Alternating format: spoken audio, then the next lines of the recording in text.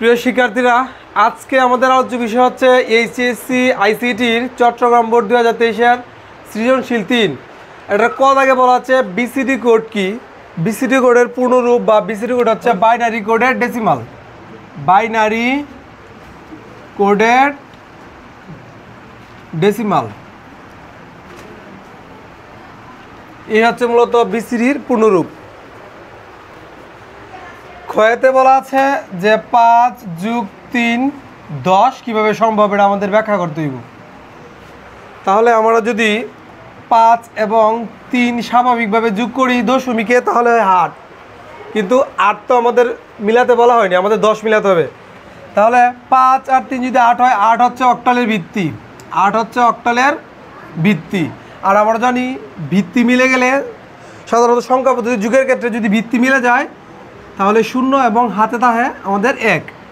তাহলে অক্টালের যুগের ক্ষেত্রে সম্ভব 5 এবং 3 যোগ করে 8 এই 10 মিলানো। তাহলে আমরা নিচে এখানে লিখে দেব যে অক্টাল যুগের ক্ষেত্রে, অক্টাল যুগের ক্ষেত্রে ভিত্তি মিলে গেলে, অক্টাল যুগের ক্ষেত্রে ভিত্তি মিলে গেলে 0 এবং হাতে 1, এই কথা লিখে দিলে আমাদের এটার ব্যাখ্যা হয়ে যাবে। এখন আমরা সলিউশন করব গদাগ। গদাগে বলা আছে যে x ইকুয়াল, আমাদের প্রশ্নে এটা দেওয়া আছে উদ্দীপকে, তাহলে আমরা লিখতে পারি দেওয়া আছে x ইকুয়াল দেওয়া আছে 123, এটা হচ্ছে ভিত্তি n। এবং নিচে প্রশ্নে বলা আছে এই x এর মানে এই সমতুল্য মান হচ্ছে আমাদের 83, এটা হচ্ছে দশমিকে। এখন n এর মান নির্ণয় করো বা বের করো। তাহলে যেহেতু x এর মান আমাদের ডাকেই দেওয়া ছিল 123, n সংখ্যক ভিত্তিতে আমার দেওয়া আছে লিখলাম। আর প্রশ্নের প্যাটার্নে যদি বলা হচ্ছে যে x এর সমতুল্য মান হচ্ছে 83, তার জন্য আমরা এখানে লিখলাম প্রশ্ন মতে। এখানে যেহেতু আমাদের সমান সমান আছে, আমরা এখনো বাইশ করব। x এর মান উপরে দেওয়া আছে যে 123 এবং ভিত্তি হচ্ছে n, আর তার ইকুয়াল মান হচ্ছে 83, তো আমরা 83 লিখলাম, দশমিকে দেওয়া আছে। তাহলে এই মানটা হচ্ছে 83 সমতুল্য। এই মানটাকে আমরা 83 মানে দশমিক সংখ্যায় এটাকে রূপান্তর করব। কোনো একটা মানকে যদি আমাদের দশমিকে নিতে হয় তাহলে গুণ এবং যোগ প্রক্রিয়ায় এই মানটাকে আমরা দশমিকে নিব, তাহলে গুণ এবং যোগ প্রক্রিয়ায় নিব। তাহলে প্রথমে আমরা লিখবো এখানে 1 এবং এই 1 এর সাথে গুণাকারে লিখবো আমরা n, যোগ চিহ্ন দিব। তারপরে লিখবো আমরা এখানে 2, গুণাকারে লিখবো ভিত্তিটা। তারপরে লিখবো 3 এবং গুণাকারে থাকবে ভিত্তি। যেহেতু আমরা দশমিক রূপান্তর করব, উল্টা দিক থেকে বা বিপরীত পাশ থেকে আমাদের এই দিক দিয়ে লিখতে হবে 0, তারপরে 1, তারপরে 2। আর যদি থাকতো আমরা ক্রমান্বয়ে লিখতাম। আর ইকুয়াল আকারে যা ছিল আমরা তাই লিখব।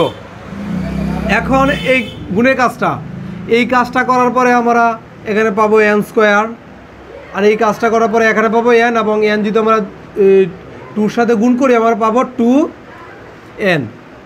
এখানে n এর উপরে ভিত্তি হিসাবে আছে 0, তাহলে এর মান হবে 1, আর এই 1 যদি আমরা 3-এর সাথে আবার গুণ করি তাহলে আমরা এখানে 3ই পাবো। আর ইকুয়াল হিসেবে যা ছিল তাই লিখবো বা তো ভাই। এখন কাজটা হচ্ছে যা ছিল তাই লিখলাম।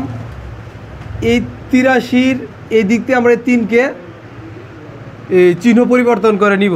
এখানে 3-এর আগে চিহ্ন হচ্ছে প্লাস, এই 3কে যদি আমরা সমানের ওই পাশে নিয়ে যাই তাহলে চিহ্নের পরিবর্তন হবে, এখানে হচ্ছে -3 বা তো ভাই লিখলাম। আবার এখানে যা ছিল তাই লিখলাম।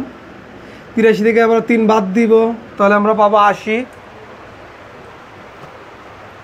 এখন এটাকে আর একটু গুছিয়ে লিখবো আমরা n² 2n। 80 এই দিক দিয়ে আছে প্লাসে, আমরা এই দিক সমানের এই দিক দিয়ে নিয়ে আসলে এখানে হচ্ছে -80, আর এই দিক দিয়ে অবশিষ্ট আকারে থাকবে 0।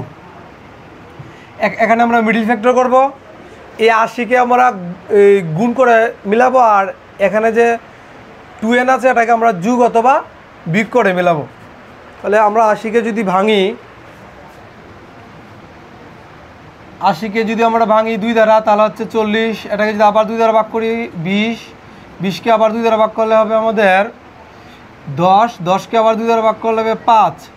এই পর্যন্ত আমরা করতে পেরেছি। এখন আমাদের এই জায়গাটা মিলাতে হবে গুণ করে এবং এটা মিলাতে হবে যোগ এবং বিয়োগ করে। তাহলে 5 আর 2 যদি আমরা গুণ করি পাবো 10। তাহলে বাকি রইল এই তিনটি সংখ্যা যদি আমরা গুণ করি 2 দুগুণ হচ্ছে 4, 4 দুগুণ হচ্ছে 8, এদিক দিয়ে পাচ্ছি 8, এদিক দিয়ে পাচ্ছি আমরা 10। 10 থেকে যদি 8 বাদ দেই অবশ্যই আমরা 2n মিলাতে পারবো।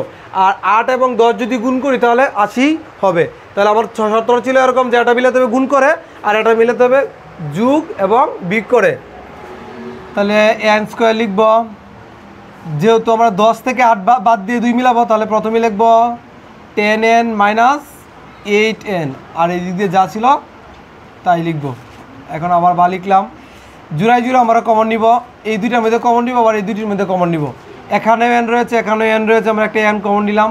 তাহলে এই n স্কোয়ারকে যদি n দ্বারা ভাগ করি পাবো আমরা n প্লাস তো প্লাসেই, আবার এটাকে যদি এটা দ্বারা ভাগ করি n আমাদের ভাগ হয়ে চলে যায় কিন্তু থেকে যায় 10, তাহলে এই 10 লিখলাম। এখন আমরা কমন নিব, এখানে 8 এখানে হচ্ছে 80, আমার ছোটোটা কমন নিতে হয়, তাহলে মাইনাস দিলাম, তারপরে লিখলাম আমরা 8 আর 8 যদি আমরা ভাগ করি তাহলে পাচ্ছি 1, কিন্তু এখন অবশিষ্ট আকারে রয়ে গেছে আমাদের n, লিখবো n। এখানে মাইনাস চিহ্ন এখনও মাইনাস চিহ্ন, মাইনাস আর মাইনাস যদি আমরা কাজ করি এখন হচ্ছে প্লাস। 80কে যদি আমরা 8 দ্বারা ভাগ করি পাবো 10, আর এই দিক দিয়ে 0 তো ইকুয়াল আকারে 0ই থাকবে বা তো ভাই। এই দুইটা চেহারা সেম হয়ে গেছে, তাহলে এই দুইটা সেম চেহারা থেকে আমরা একটি নিব, তাহলে n প্লাস 10 নিব, আর অবশিষ্ট আকারে যা থাকবে তা লিখে নিব। এখন অবশিষ্ট আকারে রয়েছে n মাইনাস 8, এই হলো আমার কাজটা।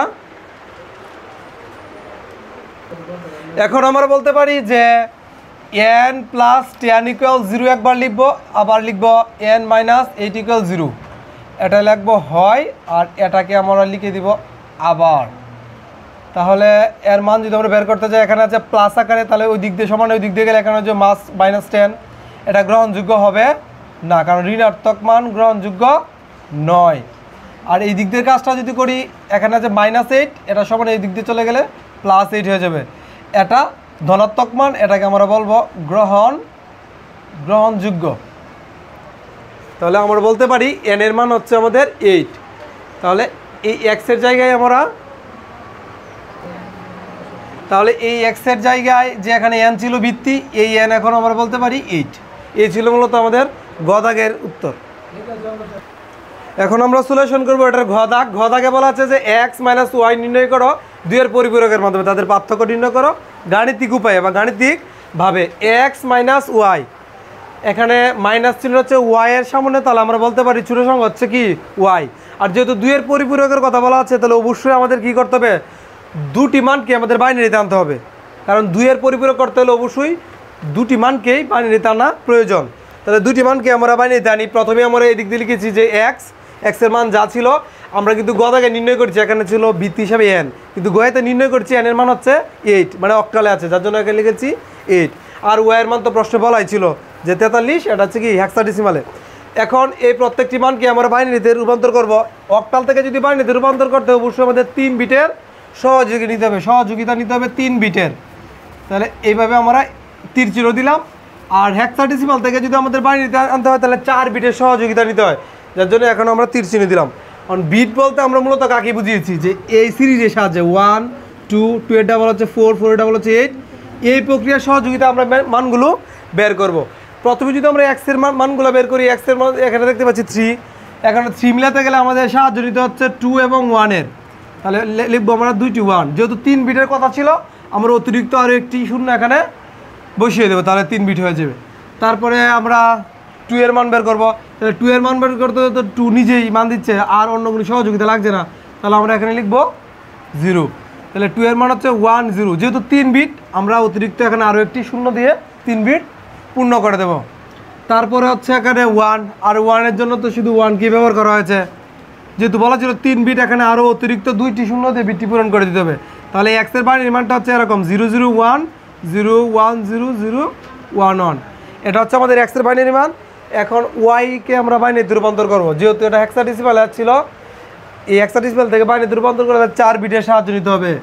এটা 3, তাহলে 3 মিলাতে গেলে আমাদের 2 এবং 1 এর সহযোগিতা নিতে হচ্ছে, তাহলে 3 এর বাইনারি মান হচ্ছে 1, আর এখানে লিখব 1, কিন্তু যেহেতু বলা ছিল 4 বিট, অতিরিক্ত আরও 2টি শূন্যতে আমরা 4 বিট পূরণ করে দেবো।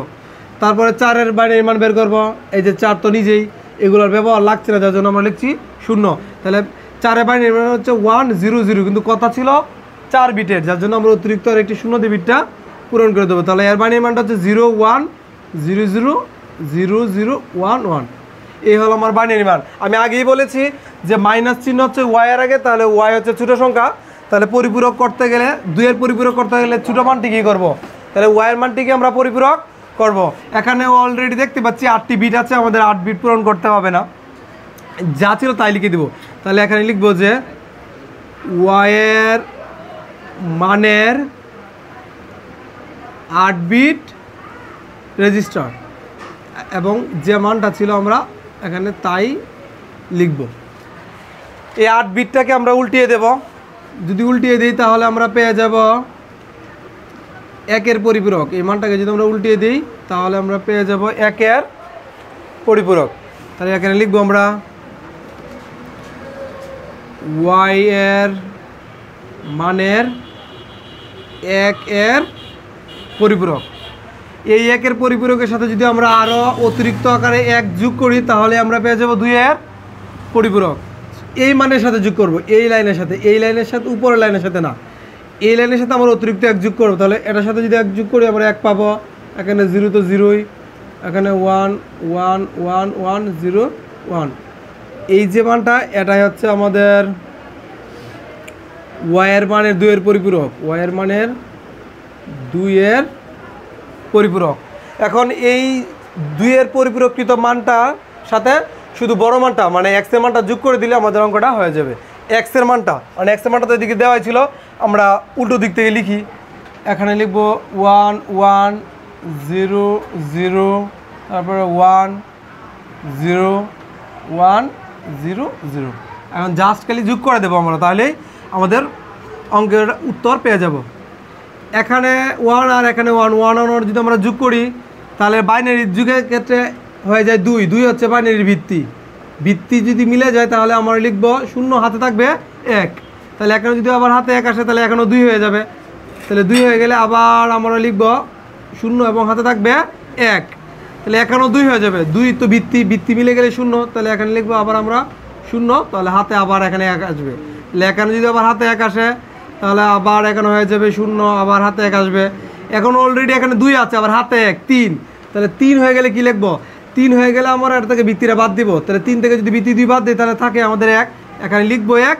আর এখানে যদি ভিত্তি ব্যবহার করেছি এর জন্য আমাদের হাতে আবার 1 নামবে। তাহলে এখানে যদি আবার হাতে 1 নামে তাহলে এখানে হয়ে যাবে 2 2 হলো বাইরের ভিত্তি, তাহলে ভিত্তি মিলে গেলে 0, আবার হাতে 1।